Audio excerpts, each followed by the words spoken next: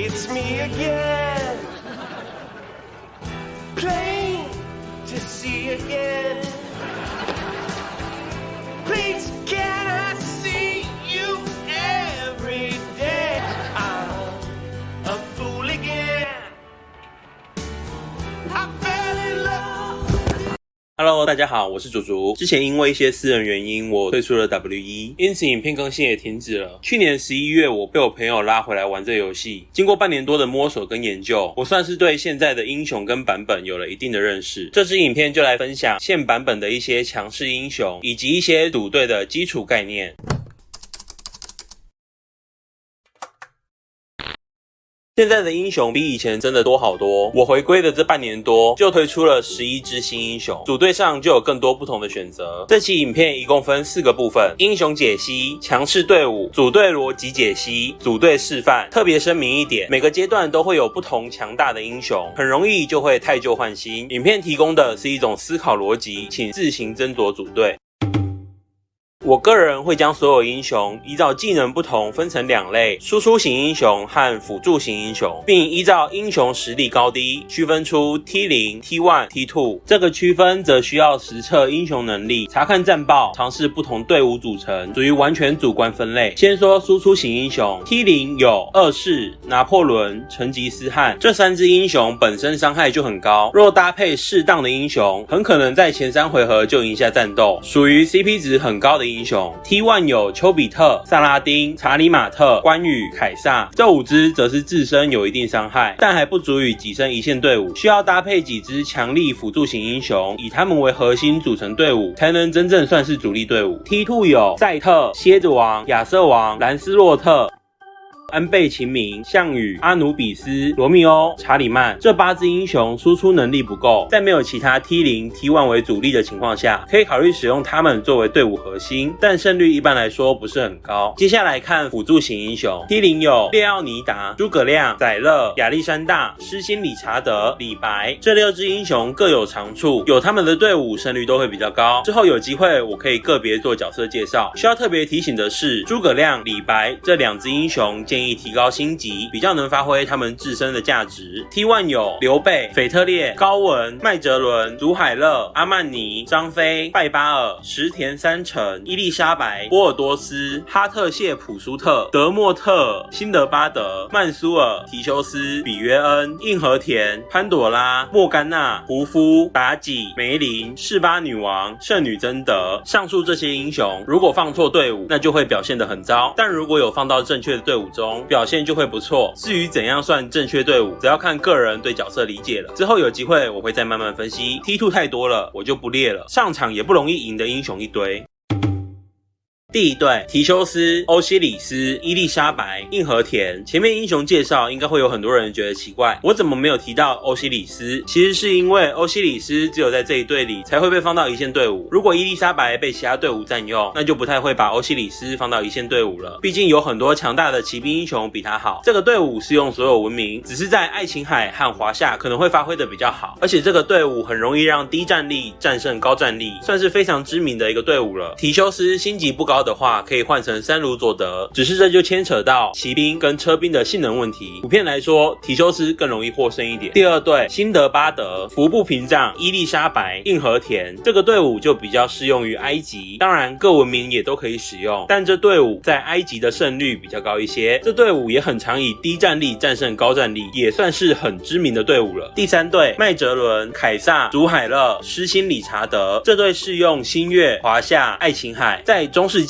以及埃及比较不适用。第四队，伊西斯、斯奥西拉、哈特谢普苏特、施辛理查德，这队只适用于中世纪和埃及，毕竟这队是建立在2个文明工兵的兵种特性上。第五队，刘备、二世、叉叉、亚历山大，适用于爱琴海、新月、华夏，这一队的特性就是快，二世、亚历山大都是快攻型技能，所以3号位置的英雄也要摆快攻型的。腓特烈、诸葛亮、施辛理查德。需要注意的是，二世队队伍其他角色没有伤害，所以3号位置的英雄不可以是伤害型英雄。如果没有亚历山大，可以用失心理查德代替。第6队诸葛亮叉叉载勒叉叉，这队适用所有文明，搭配的对象是查理马特、凯撒、关羽，只是在不同文明中位置不同。比如华夏文明中可以用诸葛亮、载勒、妲己、查理马特，诸葛亮、关羽、李白、载勒。在埃及文明可以用诸葛亮、凯撒、载勒、德迪，只是这个队伍在华夏埃及发挥会比较好。第7队叉叉拿破仑叉叉梅林，这队就是以拿破仑为主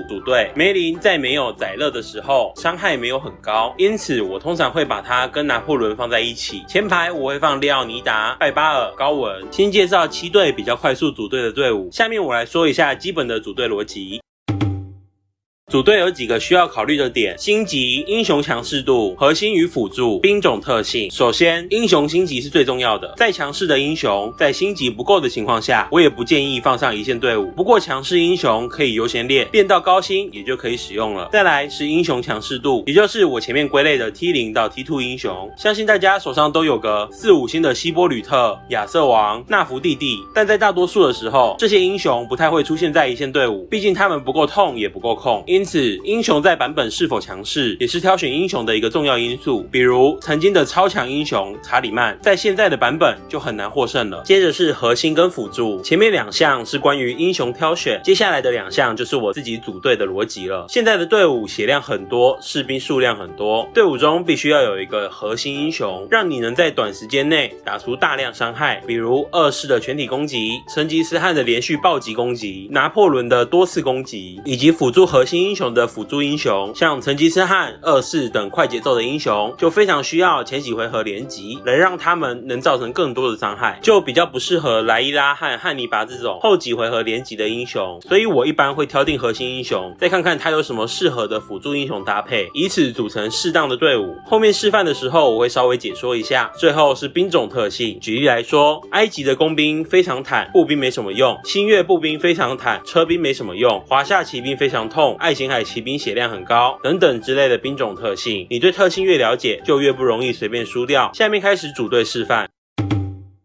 这是我一个朋友的英雄，我用这个来示范一次组队。首先，快速浏览一遍英雄星级。步兵、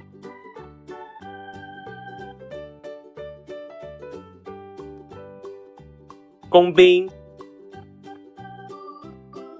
骑兵、车兵。这些英雄让我最有印象的是5星2世，所以我先以2世为核心，组了一队常见的2世队伍。3号位置我选用腓特烈，因为目前我并没有注意到这个账号有其他适合腓特烈的英雄。再来我注意到欧西里斯也是5星，山鲁佐德4星，提修斯1星，所以我组了一队常见的欧西里斯队伍，并用山鲁佐德取代了提修斯的位置。我个人习惯会尽量早安排失心理查德，因为他的胜率非常高，可以搭配的英雄也很多。我选择了凯撒做搭配。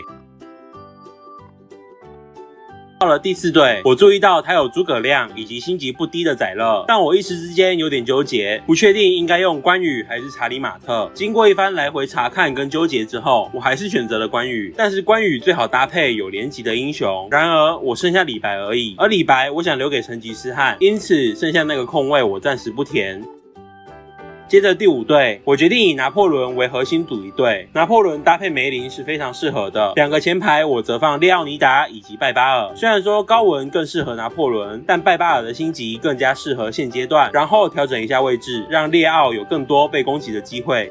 最后是第6队，这最后一队我打算以成吉思汗为核心，用示巴女王提升暴击率，并用李白使他连击。最后回到包包确认各兵种数量，车兵5个，骑兵6个，步兵6个，工兵5个，发现工兵和车兵各少1位，这说明我要尽量在工兵和车兵内找剩下的2位英雄。于是我很快从工兵里面找到了萨拉丁，加入到成吉思汗的队伍中，功能是增伤和成为第2主力。最后就剩下关羽队伍中的那个空缺了。前面有提到关羽需要连击，一般队伍中会使用曼苏尔让他连击，也有人会使用辛德巴德。需要注意的是，这个队伍不能搭配汉尼拔以及莱伊拉。诸葛亮以及载勒都是快节奏英雄，而汉尼拔和和莱伊拉都是慢节奏英雄，因此跟这个队伍是非常不相符的。但这个账号只有2星的辛德巴德和1星的曼苏尔，在看过几率以后，我纠结了很久，最后还是选择放弃使用他们。然后我看到了3星妲己，在仔细看过技能以后，我觉得3星妲己在这个队伍中也可以发挥得不错。妲己搭配宰勒是可以打出不错伤害的，最后再调整一下位置，就这样一线的6队就完成了。然后我个人习惯会检视一下剩余的英雄有没有高星高胜率的英雄被我遗忘的。OK， 示范就到这边，之后有人请我帮忙组队，我也会做一些分享。最后提醒2件事，第一是组队这件事情高手很多，这部影片只是我个人的组队习惯分享，更多的还是需要各位高手摸索开发。第二是上面有一个队伍，麦哲伦、凯撒、祖海勒、施辛理查德，这支队伍在2M 以前胜率都很高，但超过了2M 以上就会开始越来越难获胜了。3M 以上战场基本上用这队就很难获胜了，请自行斟酌使用。好啦，今天的影片就到这边，喜欢我的内容麻烦订阅我哦，我们下支影片再见，拜拜。